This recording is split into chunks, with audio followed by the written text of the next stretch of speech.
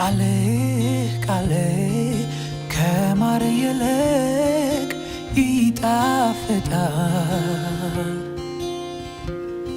ቃል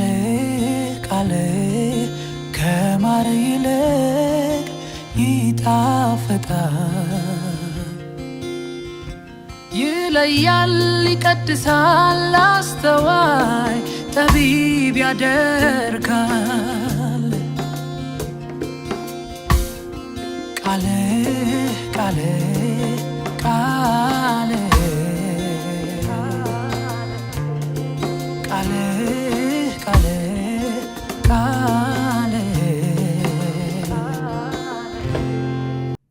ሰላም ጤና ይስጥልን። የተወደዳችሁ የእግዚአብሔር ቤተሰቦች ከእግዚአብሔር ከአባታችን ከልጁም ከኢየሱስ ክርስቶስ ጸጋና ሰላም በያላችሁበት ከእናንተ ጋር ይሁን።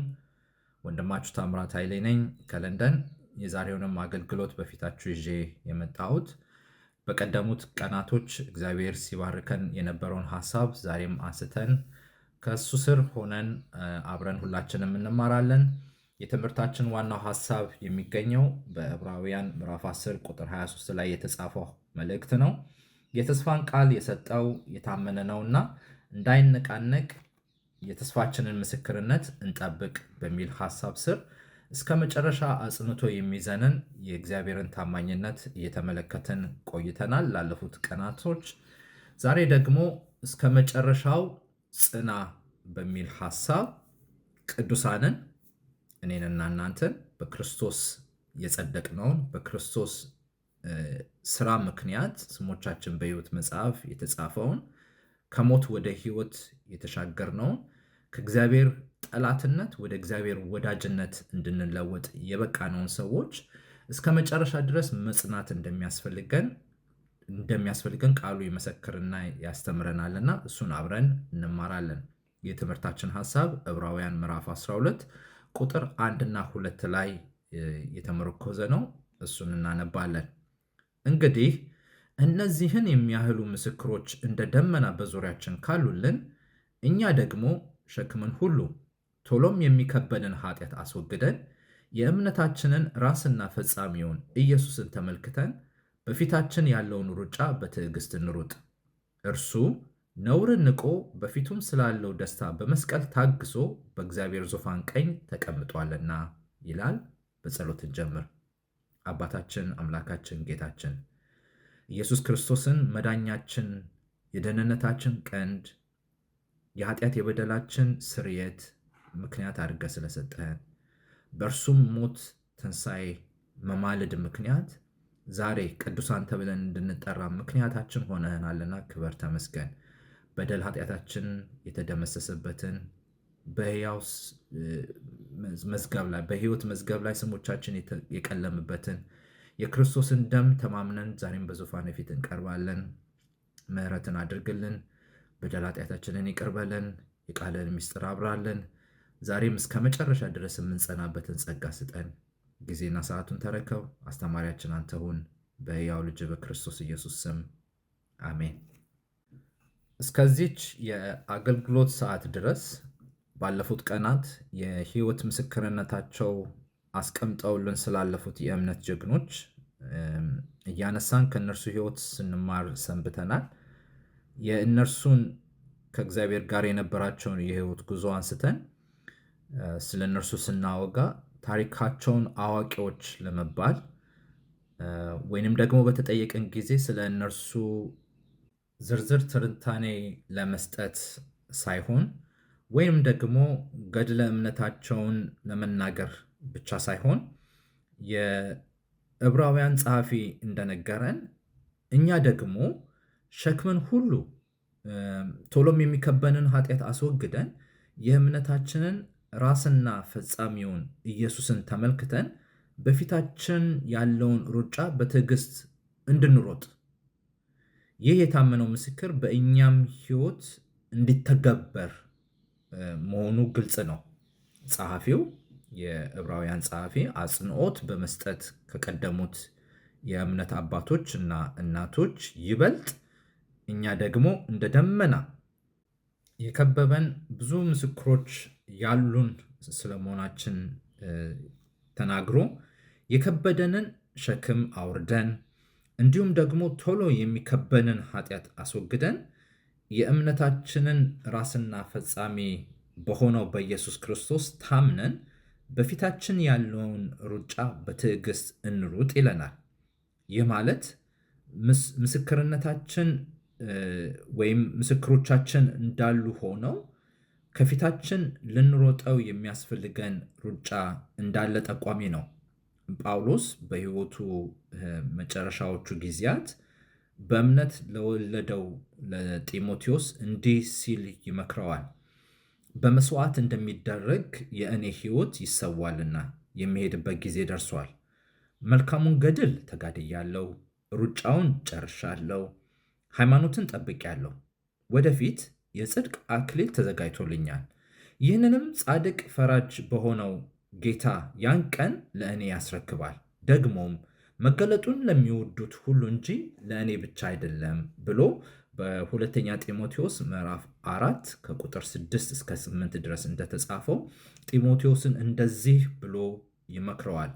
የኔ ሕይወት አሁን የምታየው ሕይወት አሁን የማገለግለው የነበረው ሕይወት በመስዋዕት እንደሚሰዋ አይነት የሕይወቴ ማብቂያ ጊዜ ደርሷል። መልካሙን ገድል ግን ተጋድያለሁ፣ ሩጫውንም ደግሞ ጨርሻለሁ። ሃይማኖትን ወይም እምነት ተብሎ የተተረጎመው ጠብቄያለሁ። ወደፊት የጽድቅ አክሊል ተዘጋጅቶልኛል ይላል። ለዚህ የጽድቅ አክሊል መብቃት መልካም ገድል መጋደል፣ ሩጫን መሮጥ፣ ያለማቋረጥ በታማኝነት እምነትን መጠበቅ የሚያስፈልግ ጉዳይ መሆኑን ለጢሞቴዎስ ይመክረዋል። የቀደሙት አማኞች ሕይወታቸው እንደ መስዋዕት ሆኖ እንዳለፉ ሁሉ የኔም ጊዜ ደረሰ ይላል ጳውሎስ። ከዚህ አላመልጥም። ሕይወቴ በመስዋዕት እንደሚሰዋ ሆኖ እንደሚያልፍ እርግጠኛ ነኝ። ግን መልካሙን ገድል ተጋድያለሁ፣ ሩጫውንም ጨርሻለሁ፣ ሃይማኖትንም ጠብቄያለሁ። ስለዚህ የጽድቅ አክሊል ይጠብቀኛል። ያን ጊዜ ይላል ደግሞ ጻድቅ የሆነው እውነተኛ የሆነው በቀን የሚፈርደው ጌታ ያን ቀን ለእኔ ያስረክባል። ለእኔ ብቻ አይደለም ደግሞ ብሎ ሌሎችንም ይጠቁማል፣ ጢሞቴዎስንም ጭምር።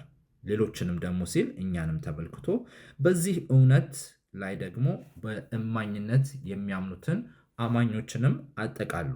መገለጡንም ለሚወዱት ያን ጊዜ የጽድቅ አክሊል ተዘጋጅቶላቸዋል፣ እነሱም ከጌታቸው እጅ ይረከባሉ ብሎ ለጢሞቴዎስና ለእኛ ይመክረናል።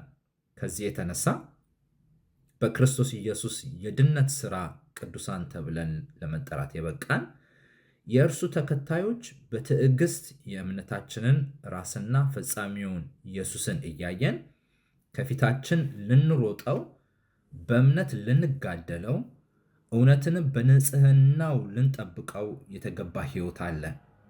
ይህን ሕይወት ታምነነው ከእርሱ ጸጋ የተነሳ ከእርሱም ምሕረት የተነሳ ከእሱም እርዳታ የተነሳ ለእርሱ ክብር የሆኑ ዘንድ ሩጫውን ለጨረሱ የጽድቅ አክሊል ይጠብቃቸዋል። ስለዚህ በክቡር የኢየሱስ ደም ተዋጅተን ከእግዚአብሔር ፈቃድ የተነሳ የልጅነት መብት ለተሰጠን በሙሉ ክቡር የሆነው የእግዚአብሔር ቃል በርታ ወይም በርቺ፣ ጽና፣ አትፍራ፣ እኔ ከአንተ ጋር ወይም እኔ ከአንቺ ጋር ነኝ ይለናል። እንድንበረታ እስከ መጨረሻ ድረስ እንድንጸና ቃሉ ሲመክረን፣ ቃሉ ሲያጽናናን እናነባዋለን። ምክንያቱም የምንሄድበት የምንቀበለው ተስፋ የምናደርገው የሚመጣልን እርሱ ባለበት ቦታ እኛም እንድንኖር የሚወስደን አምላክ ከፊታችን ስላለ በትዕግስት መልካሙን ገድል ልንጋደል፣ በትዕግስት ከፊታችን ያለውን ሩጫ ልንሮጥ፣ እውነትና እምነትንም ደግሞ ልንጠብቅ እንደሚያስፈልገን ቃሉ ይመክረናል።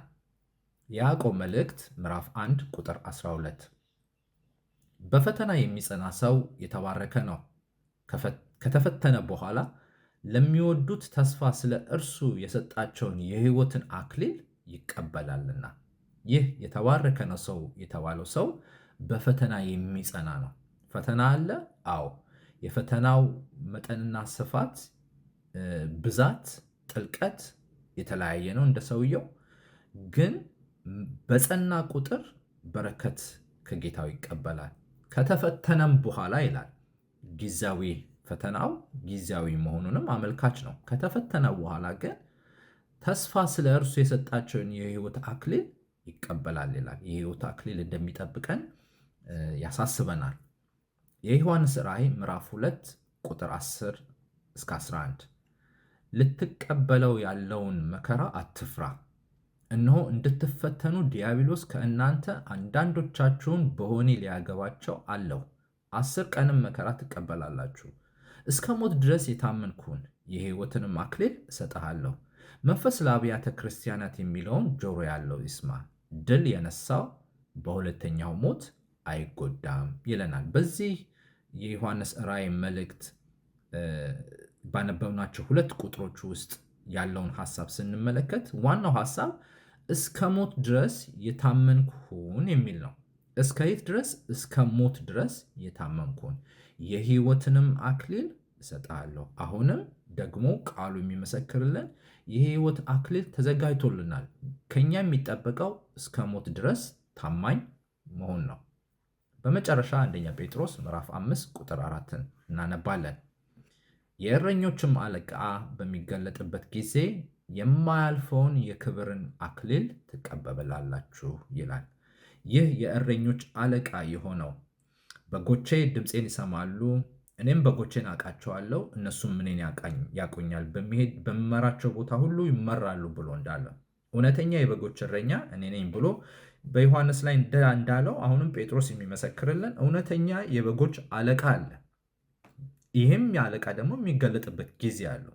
የሰው ጊዜ ያልሆነ ረፈደበት የማይባል ቸኩለህና የማይባል ጊዜውን ጠብቆ የሚመጣበት ጊዜ አለ። ከዚህ በፊትም ሲገለጥ ልጅ ሆኖ ጊዜውን ጠብቆ ከሕግ በታች የሆነውን ከሴት የተወለደውን ልጁን ጊዜው በደረሰ ሰዓት እንደሰጠን ሁሉ አሁንም ደግሞ እያማለደ ያለውን ስራ ሲጨርስ የጌቶች ሁሉ ጌታ ሆኖ በመላእክቱ ታጅቦ በክብር በደመና የሚመጣበት የራሱ ጊዜ አለው። እሱ ጊዜ ደርሶ በሚገለጥበት ሰዓት የማያልፍ የክብር አክሊል ትቀበላላችሁ ብሎ ይለናል። ይህ የሚበሰብስ የማይበሰብሰውን፣ ይህ የሚያረጅ የማያረጀውን የሚለብስበት ጊዜ ስላለ እስከዛ ጊዜ ድረስ ግን ቅዱሳን የጸናን የተጋን በተስፋ የምንጠብቅ ታማኝ ሰዎችና ተከታዮች ልንሆን ቃሉ ይመክረናል።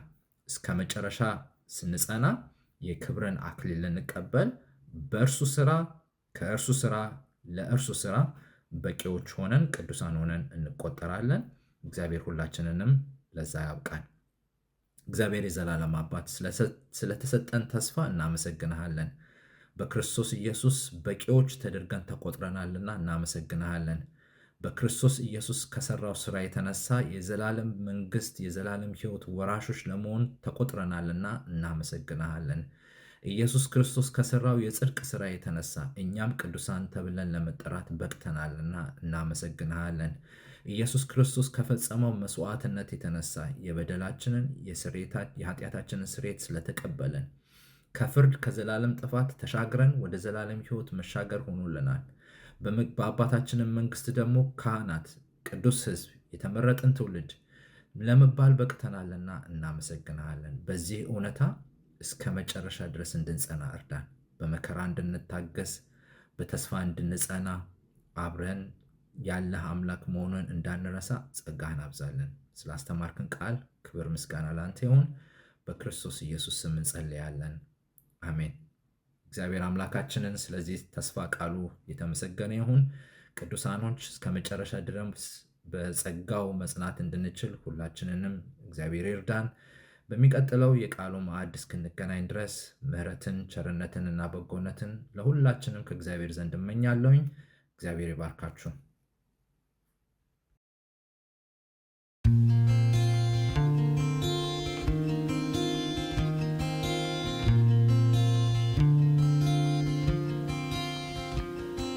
ቃሌ ከማር ይልቅ ይጣፍጣል። ቃሌ